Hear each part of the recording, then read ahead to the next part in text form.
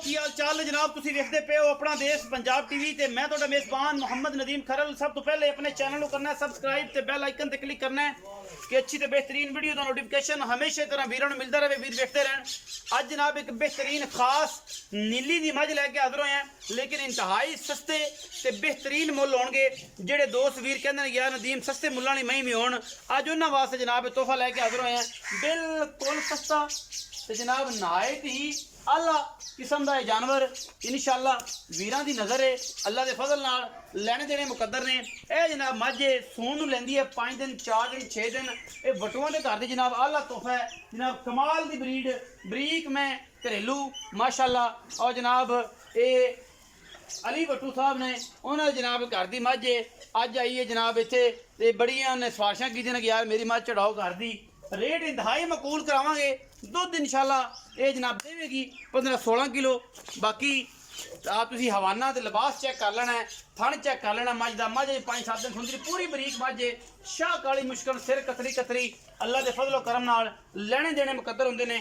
अपना देश पंजाब टीवी ने हमेशा नीली बार दे बेहतरीन और नायाब हीरे दिखाए ने जिन्हां दे विच कोई वादा घाटा नहीं। अल्लाह के फजलो करम नाल ये जनाब झोटी जनाब हैगी है दूजन और जनाब खास नीली दी तोहफा इंशाअल्लाह। शाह काली किंगरी वाला सिर कतरी कतरी अखां कालियां मत्थे ते गिट गिट पशम और जनाब अलैद लम्मी धौन बरीक पूरी खुदा मैनू 1.5 फुट दा हड्डी नस्ली पूरी है बिल्कुल मझ। ए जनाब चौंदे चौंदे ही दोबारा वाकई आई है। ये जनाब नाल ही सू पैंदी है तो नाल ही बच्चा पेट च पालदी है। बड़ा आला और बेहतरीन ते नायाब ही रहा नीली दा अल्लाह के फजलो करम नाल। ये पूछल मैं तां फड़ी खिला जनाब पूछल मार दी है और सारे कपड़े खराब कर दिए, इस करके मैं फड़ी खाना। फिर दोस्तों पूछल में की रौला सी। बाकी पंडा लाई फिर कर्म वाले जिन्नी की हैगी है उन्होंने जनाब सोने वर्गा जनाब जानवर है।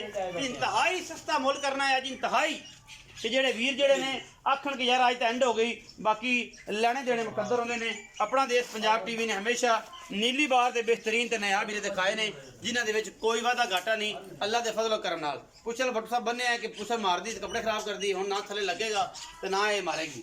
बाकी अखां कालियां ने इन जनाब टोरो खा जी भट्टू साहब कड्डो खा दा पैड़ा तसल्ली कराओ। चलो करा चलो लिया ऐसे की करते हैं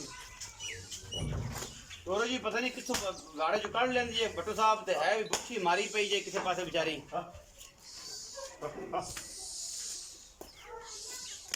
मैं पूरी नस्ली ते पूरी खानदाना वाली माशाअल्लाह माशाअल्लाह माशाअल्लाह सुथरा ते सुच्चा दाना जी आज दी वीडियो च माशाअल्लाह। ते रेट इंतहाई मुनासिब, बार बार गल करना वीडियो ना स्किप करिया जे आखिर तक देखिया जे और इंशाअल्लाह इंतहाई मुनासिब रेट करांगे आज दी वीडियो दे विच। इंशाअल्लाह आज दा पैकेज है जनाब इंडिया ते पाकिस्तान दे फाइनल मैच दा। जेड़ा दोस्त पहले आओ पहले पाओ दी शर्त है।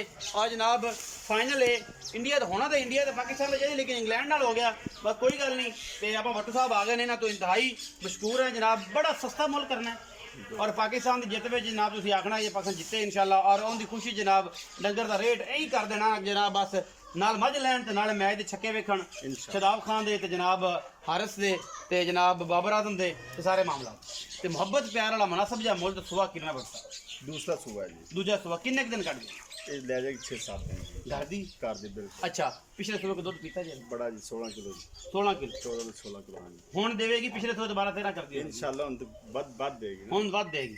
अच्छा बरीक तो बड़ी है ते माशाअल्लाह मैं भी चंगी है।